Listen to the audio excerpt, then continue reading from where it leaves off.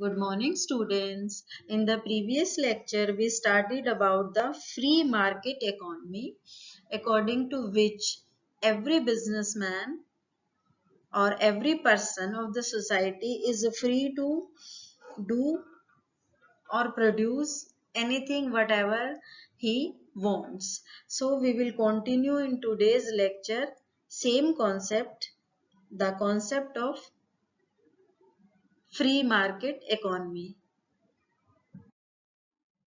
Now, the few advantages of market economy. Unrestricted competitions will stimulate production because of the profit motive. You can easily imagine that situation. If anybody is free to get how much benefit, he will choose the different technique for profit. Secondly, it promotes efficiency.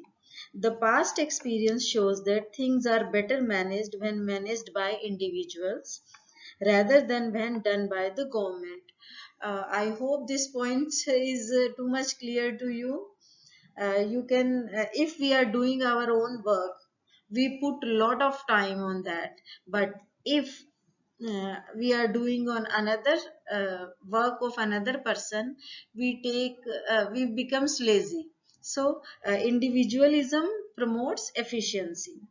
Thirdly, it benefits consumers who enjoy freedoms of choice. Of course, not only producers are getting the benefit, but uh, according to consumers point, they have many choices. In a market economy, there is a choice of food, choice of clothes, choice of school, a choice of sports, and so on. Next, services are healthcare, telephone, electricity, gas supply, and transport are better managed when managed by private agencies. Means, if a private agency is working on uh, privately on these areas, he can give more output.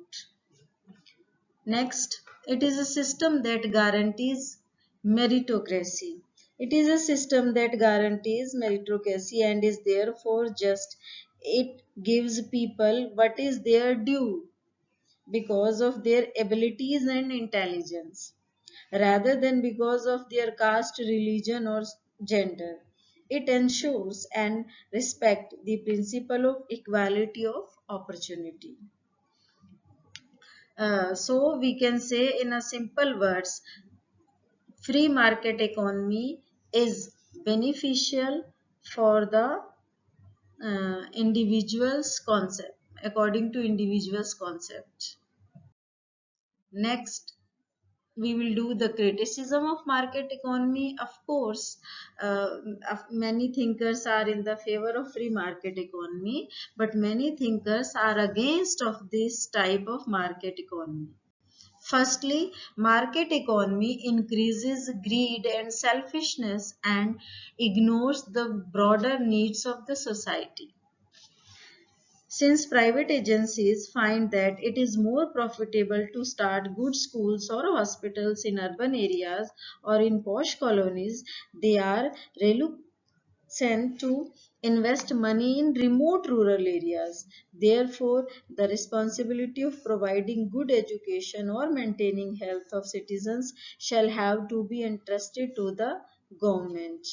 Means if individuals are only just concentrating towards profit, so in that case where they have less profit, they do not spend or invest, so this is harmful.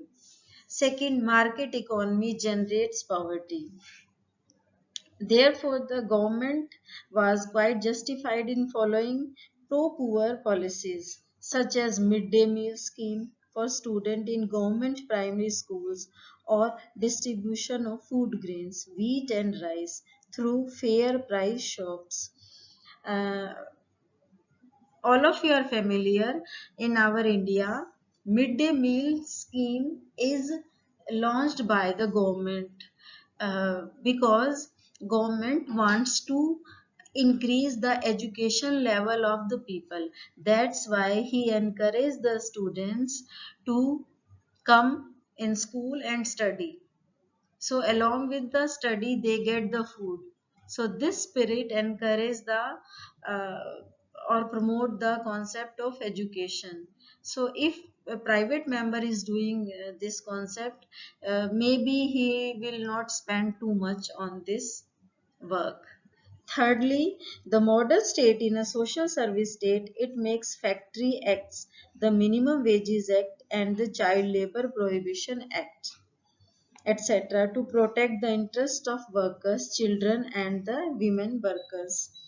The debate about social justice is an unending one. So, all the thinkers are criticizing the market economy on these bases. And now we will discuss the J.S. Mill's quote. According to this, uh, justice implies something which is not only right to do and wrong not to do, but which some individual person can claim from us as his moral right. J.S. Mill also a great thinker of this concept. Now, the debate about social justice is an unending one. The tragedy is that the custodians of social justice thinks of nothing but caste-based reservations. Ambedkar's vision of a casteless society remain unfulfilled. The leaders who swear by other thinkers and their concepts are not fully working in the society because Ambedkar started the concept of reservation for few years, but now politicians are taking the advantage of that. So I hope all the points regarding the social justice, their merits, their demerits, their criticism are clear to you. If you face any problem, you can ask, and in our next lecture, we will start our new chapter for social justice. That's all. Thank you and have a nice day.